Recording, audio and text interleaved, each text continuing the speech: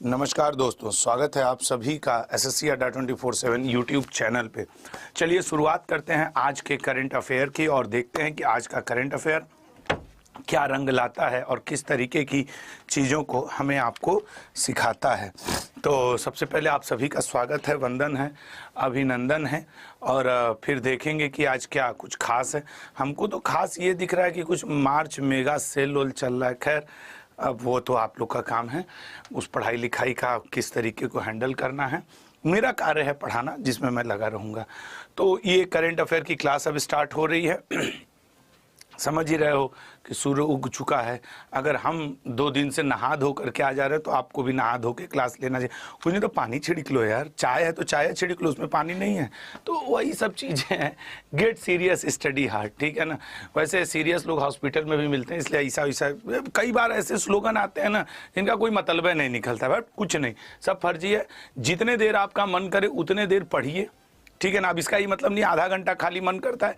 एक लिमिटेशन होती है कि हाँ एवरेज 6 से 8 घंटा अगर हम पिछले 5-6 महीने लगातार पढ़ लें तो एक अच्छे कंपटीशन को निकाल सकते हैं। तो 24 घंटा का 1/4 पढ़िए, 6 घंटा 1 साल लगातार पढ़िए, देखिए सिलेक्शन हो जाएगा।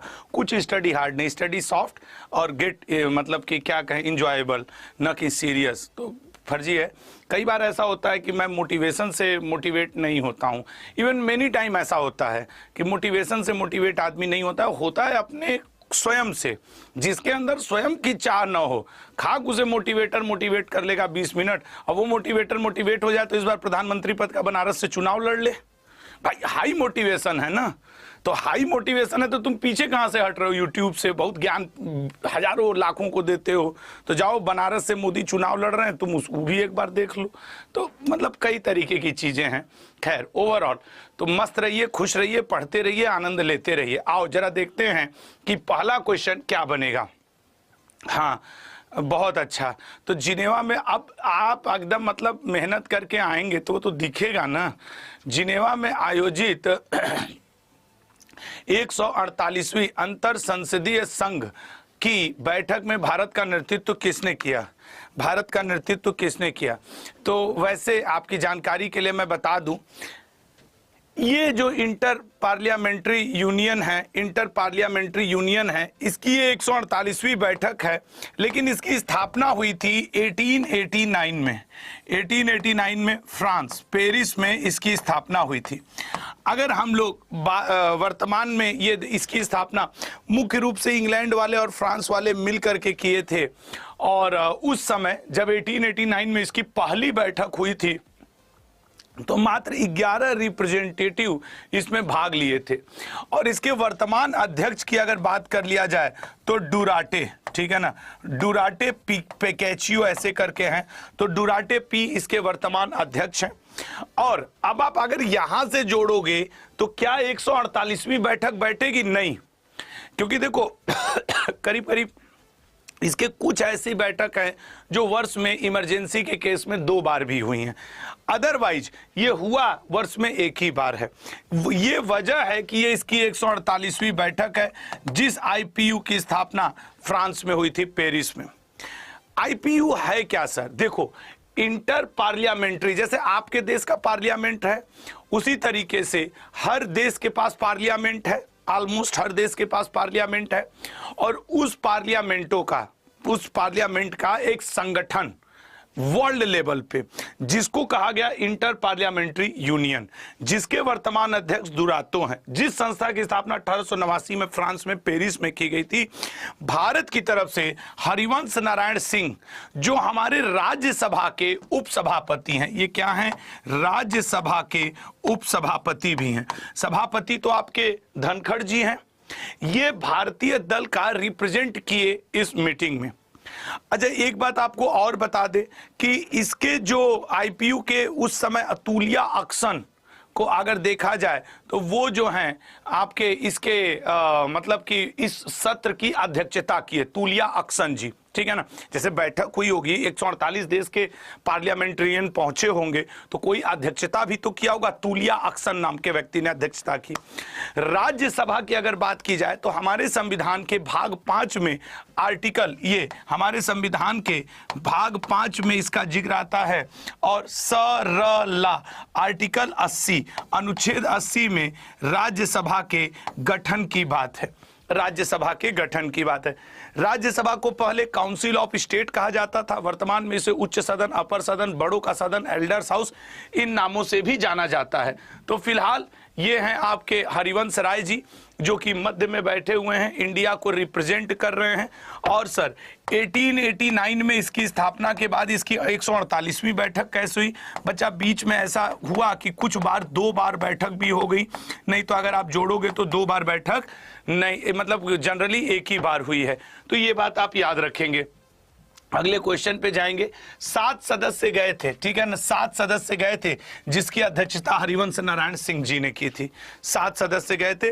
23 से लेके 27 मार्च तक इसकी बैठक हुई थी, 23 से लेके 27 तक, ठीक है। और ये आपको याद रखना पड़ेगा। अगले पॉइंट पे आते हैं। अगर हम लोग कुछ अन्य इसकी बैठक वगैरह सब मैंने लिख दिया कि भैया कौन है, तुलिया एक्सन इसकी अध्यक्षता किए हैं। अगले पॉइंट पे आएंगे।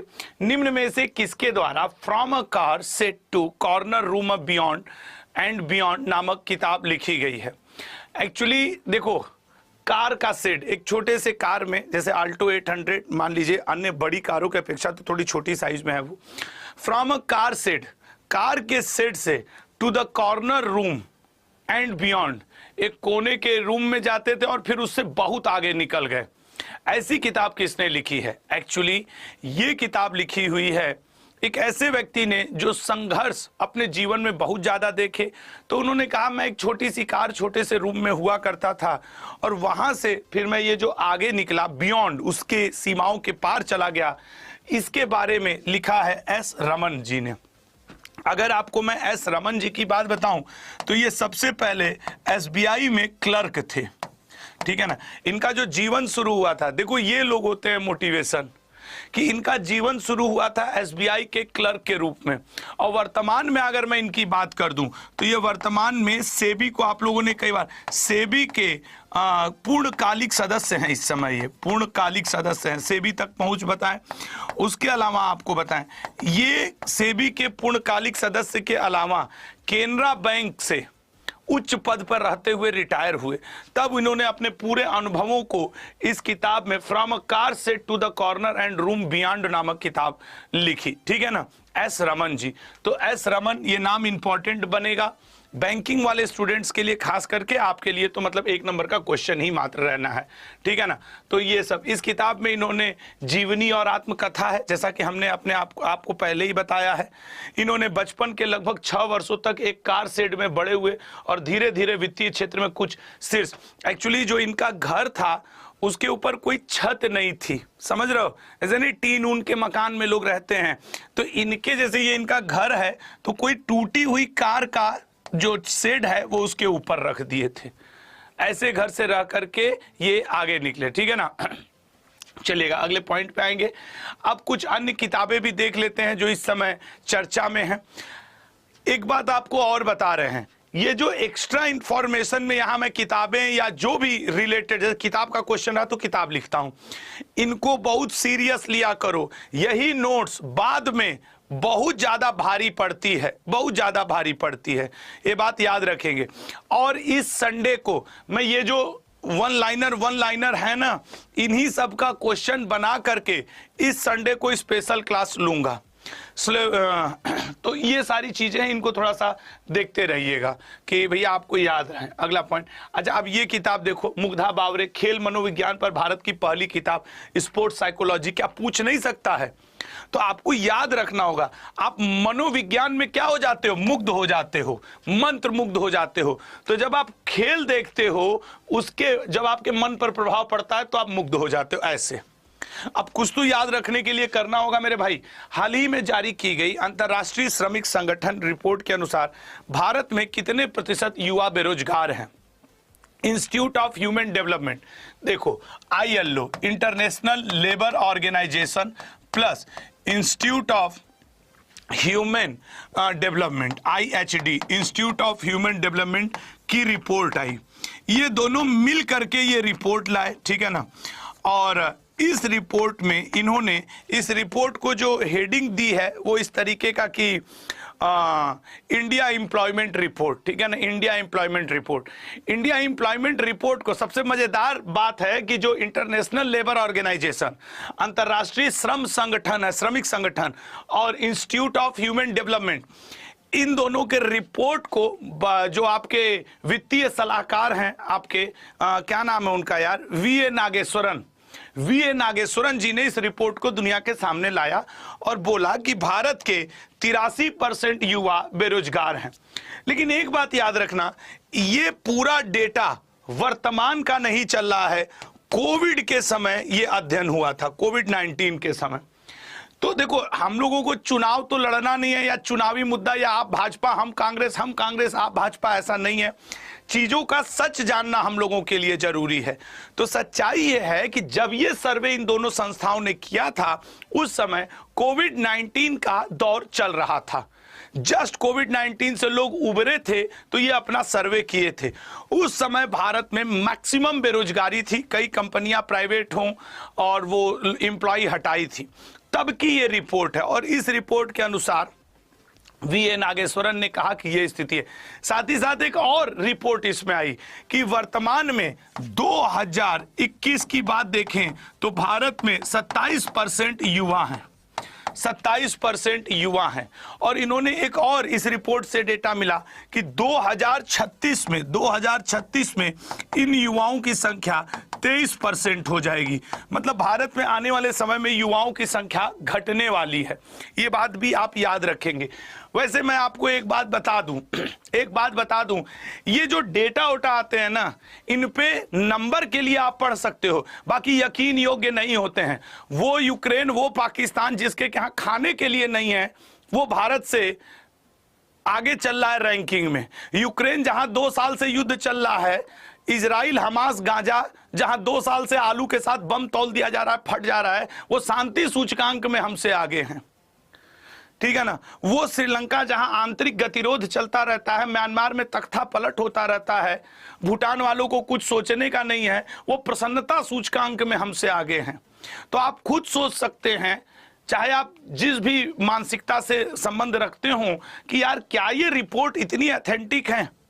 और मुझे नहीं पता इस क्वेश्चन को किस तरीके से रिप्रेजेंट किया गया, लोगों ने पढ़ाया समझाया, लेकिन आप जानते रहो ये कोविड-19 के दौरान इन दोनों संस्थाओं के द्वारा किया गया सर्वे का रिजल्ट है। उसके अलावा, ठीक है ना, उसके अलावा मैं आपको बताऊं, इंटरनेशनल लेबर ऑर्गेनाइजेशन के बारे में भी जान लो। ये जो इंटरनेशनल लेबर ऑर्गेनाइजेशन है, इसकी स्थापना 1919 में की गई थी। और इसी 1919 में एक और संस्था बनी थी जिसका नाम था लीग ऑफ नेशंस, ठीक है ना, लीग ऑफ नेशन, ठीक है ना, लीग ऑफ नेशन। इसी लीग ऑफ नेशन के समय 19 को हटा करके 1945 में यूनाइटेड नेशन बना है, ठीक है ना। तो 1919, जो कई बार ये क्वेश्चन ऐसे पूछता है, तुमको 4 ऑप्शन दे देगा और बोलेगा सबसे पुरानी संस्था का नाम बताओ, तो सबसे पुरानी संस्था यूनाइटेड नेशन से भी पुरानी संस्था है ILO। आया था ये SSC के पेपर में, ठीक है ना। गिलबर्ट साहब इसके अध्यक्ष हैं। 1919 में इसकी स्थापना हुई थी ILO की, इंटरनेशनल लेबर। और 1919 में लीग ऑफ नेशन की स्थापना किसने, तो league of nation Woodrow Wilson, ये नाम भी याद रखना, वुडरो विल्सन ने की थी, लीग ऑफ नेशन की वुडरो विल्सन ने की थी। और यूनाइटेड नेशन की स्थापना किसने की थी, फ्रैंकलिन डी रूजवेल्ट ने की थी, फ्रैंकलिन डी रूजवेल्ट ने की थी। तो ये आपको थोड़ा सा याद रखना होगा इंटरनेशनल लेबर ऑर्गेनाइजेशन से रिलेटेड।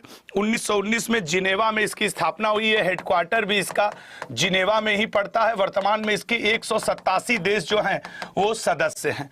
तो ये आपको थोड़ा सा ध्यान रखना होगा। ये कहा गया है कि भारत में रोजगार की स्थिति एक बार आप देख सकते हैं कि भारत में 2022 में लेटेस्ट यही है, 47% लोग स्वरोजगार में हैं, 28% लोग नियमित नौकरियां में हैं और 25% लोग आकस्मिक नौकरी में हैं। नियमित मतलब अब आप समझ, युवाओं का ये परसेंटेज है, भारत का परसेंटेज नहीं है, ये बात याद रखना, ठीक है ना। नहीं भारत का लेके बैठ जाओ। तो अगला पॉइंट आता है आपके सामने। सुप्रीम कोर्ट ने हाल ही में किस पक्षी के संरक्षण के लिए एक समिति का गठन किया? देखो, ये इंपॉर्टेंट क्वेश्चन बनेगा, चाहे तुम रेलवे का एग्जाम देने जाओ चाहे एसएससी का। और रेलवे के बारे में मैंने बता दिया है, 1 अप्रैल से मैं रेलवे अड्डा 247 पे, रेलवे अड्डा 24/7 पे सुबह 9 बजे करंट अफेयर, अभी जैसे यहां पढ़ा लिया ना, उसके ठीक बाद मैं क्लास लेना शुरू करूंगा। इसमें रेलवे संबंधित जीके जीएस और करंट अफेयर जो रेलवे ओरिएंटेड हो वो पढ़ाऊंगा, ठीक है ना। इसमें भी चलेगी class current affair plus GK GS की, current affair plus GK GS railway संबंधित। हाँ, अब आप आंसर करिएगा। सुप्रीम कोर्ट ने ग्रेट इंडियन बस्टर्ड, एक्चुअली मैं ग्रेट इंडियन बस्टर्ड के बारे में आपको बताना चाहूंगा और उसमें यह बताना चाहूंगा कि वाइल्ड लाइफ प्रोटेक्शन एक्ट 1972, क्या sir? Wild life protection act 1972 के अंतर्गत ये जो ग्रेट इंडियन बस्टर्ड है, ये एक संरक्षित पक्षी है। इसको संरक्षण करने के लिए मैं आपको पूरा इसका इतिहास भूगोल बताता हूं। 2021 में भी सुप्रीम कोर्ट ने एक आदेश जारी किया था। सुप्रीम कोर्ट 2021 में सुप्रीम कोर्ट ने आदेश दिया और उसने कहा था कि आपके ये गुजरात और राजस्थान, मुख्य रूप से उसने कहा था कि गुजरात और राजस्थान में करीब 86,000 वर्ग किलोमीटर स्क्वायर के एरिया में कोई तार, कोई केबल नहीं बिछाया जा सकता है जो एरिया ग्रेट इंडियन बस्टर्ड के लिए बना हुआ है। तो ये 2021 में सुप्रीम कोर्ट ने आदेश दिया था कि अगर ग्रेट इंडियन बस्टर्ड पक्षी को बचाना है, क्योंकि ये वाइल्ड लाइफ प्रोटेक्शन एक्ट 1972 के अंतर्गत प्रोटेक्टेड है, तो आप इन 2 राज्यों में, क्योंकि ये खास रूप से इन्हीं एरिया में पाई जा रही हैं, तो इन 2 राज्यों में करीब 86,000 वर्ग किलोमीटर का एक एरिया है जहां आप तार वार अपर केबल नहीं ले जाएंगे, उसमें ये फंस करके मर जा रही हैं। लेकिन शायद उस बात का उतना ज्यादा पालन नहीं हो पाया, तब फिर वर्तमान chief justice of India Dhananjay Yashwant Chandrachud, जिनको आप क्या कहते हो, डी धनंजय यशवंत चंद्रचूड़ जी ने एक समिति बनाई और इन्होंने कहा कि 7 सदस्य की एक समिति होगी और वो 7 सदस्य की समिति इस पे अपना रिपोर्ट देगी जुलाई 2024 तक। जल्दी से अपना रिपोर्ट जुलाई 2024 तक दे दे कि कैसे इनको बचाना है, कैसे ग्रेट इंडियन बस्टर्ड को प्रोटेक्ट करना है। तो ये है पूरी न्यूज कि भारत के CJI chief justice of India ने डीवाई चंद्रचूड़ जी, धनंजय यशवंत चंद्रचूड़ जी ने 7 सदस्य की एक समिति बनाई है जिसको ये काम दिया गया है कि भैया आप क्या करेंगे, ग्रेट इंडियन बस्टर्ड की रक्षा करेंगे। और मतलब रक्षा इन द सेंस समिति बनाएंगे और उस पर अपनी रिपोर्ट देंगे, उनका प्रोटेक्शन कैसे किया जाए। वैसे भी हमारे संविधान के आर्टिकल 48A में इन्हीं पशु पक्षी एवं उनके प्रोटेक्शन, जंगल और जंगली जीव, wild and wild life protection के बारे में आर्टिकल 48A में दिया हुआ है कि कैसे उनको प्रोटेक्ट करें, कैसे उनको इंप्रूव करें, उनका संवर्धन करें। तो ये बात भी आपका याद रखना जरूरी है, ठीक है ना। और गुजरात और राजस्थान मुख्य इसके आवास क्षेत्र हैं। गुजरात में बासंदा जो जगह है वो ग्रेट इंडियन बस्टर्ड के लिए काफी फेमस है। अगले पॉइंट पे आएंगे, भारत में लुप्त प्राय। और ये जो ग्रेट इंडियन बस्टर्ड है ये IUCN के पिंक पेज, रेड बुक के पिंक पेज पर भी अब आ चुका है, ठीक है ना। पिंक पेज पर भी ग्रेट इंडियन बस्टर्ड आ चुका है, तो इस चीज को आप थोड़ा ध्यान देंगे। अगले पॉइंट पे आते हैं, हाल ही में किसे राष्ट्रीय जांच एजेंसी NIA का महानिदेशक नियुक्त किया गया है।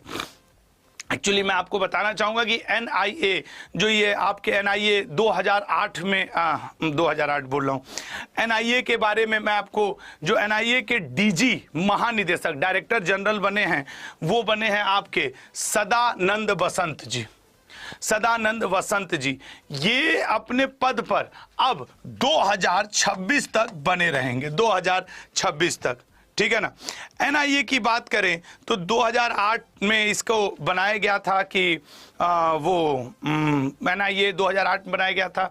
और उसके अलावा इसमें एक पॉइंट, हाँ, ये किसका स्थान लेंगे ये भी बहुत बार पूछ देता है। अतुल करवाल, ठीक है ना, ये स्थान किसका लेने वाले हैं? अतुल करवाल जी का। अतुल करवाल जी का स्थान लेंगे। अतुल करवाल जी मार्च 2024 में अपने पद से रिटायर हो रहे हैं। और ये अब जो ये बने हैं कौन? आपके सदानंद, ये 31 दिसंबर 2026 ईस्वी तक अपने पद पर बने रहेंगे। उसके अलावा आपको बताएं कि ये सीबीआई के डीआईजी के रूप में भी कार्य कर चुके हैं, सीआरपीएफ के आईजी के रूप में भी। तो इन्होंने सीबीआई में भी काम किया है, सीआरपीएफ में भी इन्होंने काम किया है। तो सीबीआई और सीआरपीएफ दोनों में ही काम किया हुआ है सदानंद वसंत जी। अगर सदानंद वसंत जी की बात की जाए तो ये 1990 बैच के महाराष्ट्र कैडर के आईपीएस अधिकारी हैं। 1990 बैच के महाराष्ट्र, अतुल करवाल जी का ये स्थान ले रहे हैं। इन्हीं के साथ एक नाम और आप देखना, इन्हीं के साथ एक नाम मैं आपको और कि वो पीयूष आनंद जी और राजीव कुमार जी। पीयूष आनंद, एक नाम यहां पे और लिख दे रहा हूं, पीयूष आनंद, सदानंद जी के साथ पीयूष आनंद जी, ठीक है ना। पीयूष आनंद जी को एनडीआरएफ का महानिदेशक नियुक्त किया गया है। और एक नाम आपके लिए लिख दे रहा हूं, राजीव कुमार जी। राजीव कुमार जी को एनडीआरएफ और इनको BPRND, bureau of police research and development, bureau of, ये देखो, bureau of police research and development, bureau of police research and development का डायरेक्टर जनरल। तो 3 आपको नाम याद रखने होंगे। एक आपको सदानंद बसंत जी, ठीक है ना, सदानंद बसंत जी, इनको आप एनआईए का डीजी याद से याद रखेंगे। पीयूष आनंद जी एनडीआरएफ, ठीक है ना, ये 1980-91 बैच के आईपीएस अधिकारी हैं।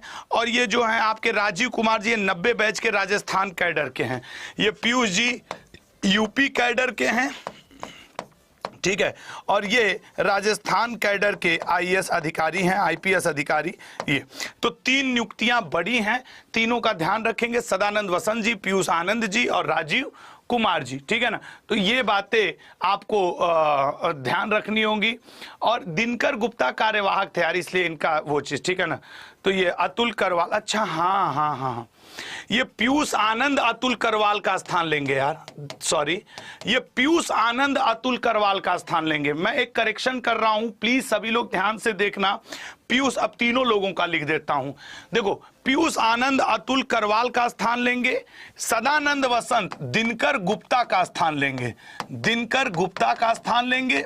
और ये जो राजीव कुमार हैं वो बालाजी श्रीवास्तव का स्थान लेंगे, ठीक है ना, बालाजी श्रीवास्तव। ये एक्चुअली मेरे दिमाग में उस समय अतुल करवाल चल रहे थे तो मैंने बोल दिया। इस एक क्वेश्चन को फिर से अब एक बार सब लोग ओके लिखो कि यस सर, हमने करेक्शन कर लिया कि पीयूष आनंद जो एनडीआरएफ के डीजी बने हैं वो अतुल करवाल का स्थान ले रहे हैं। सदानंद बसंत जो एनआईए के डीजी बने हैं, दिनकर गुप्ता डीजी बने हैं, वो दिनकर गुप्ता जी का।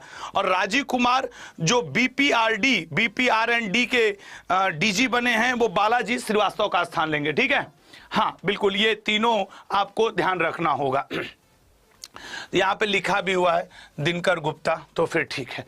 चलिए अगले पॉइंट पर आएंगे और देखेंगे कि अगला पॉइंट, एनआईए की बात करें तो 2008-9 में इसकी स्थापना हुई थी और जरूर इसको ध्यान रखेंगे।